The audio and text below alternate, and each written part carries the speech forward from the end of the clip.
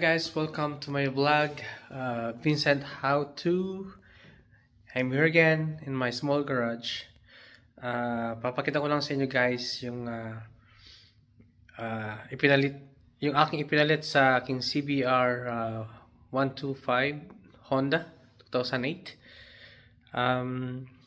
Meron akong nakuhang this one.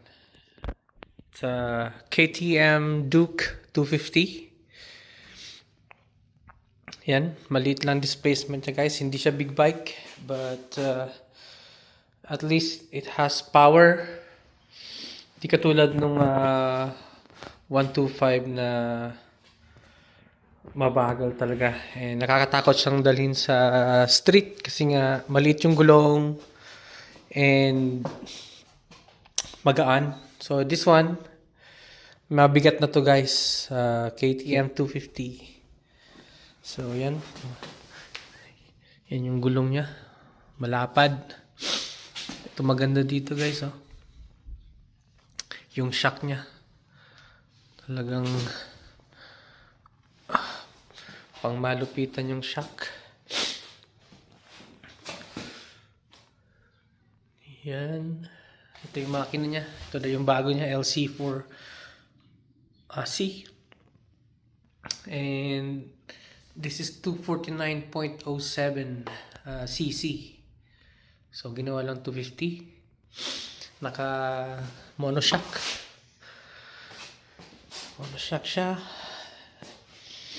And then, disc brake. Both front. Yeah, combo naman siya. Front and rear disc brake. Ito yung exhaust niya. Nakatago lang.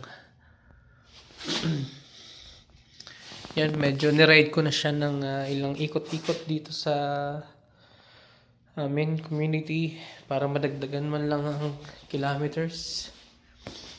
Kasi kailangan tong ma-drive ng at least 1,000 kilometers bago yung first service.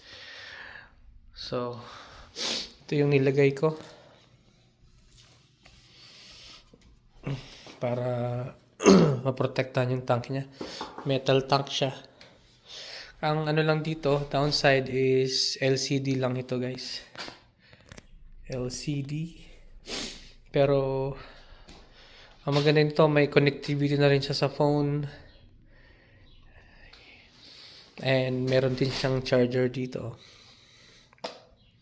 You know, USB-C.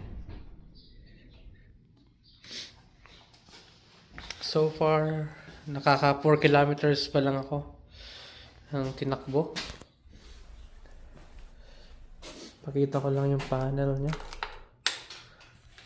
Yan. Black and white. Yung 390 naka-color TFT na siya. Ito black and white. But it's okay. It's a budget bike.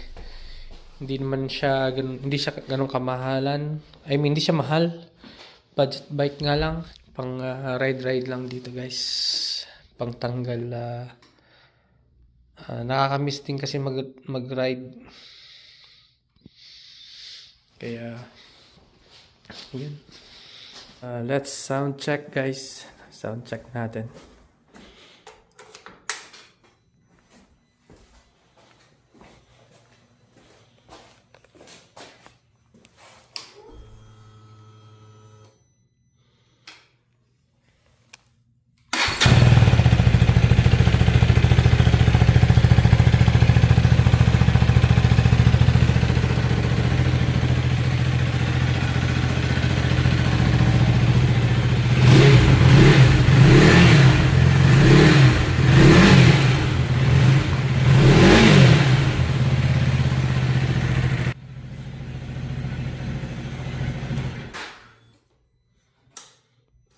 Yun. Sound check.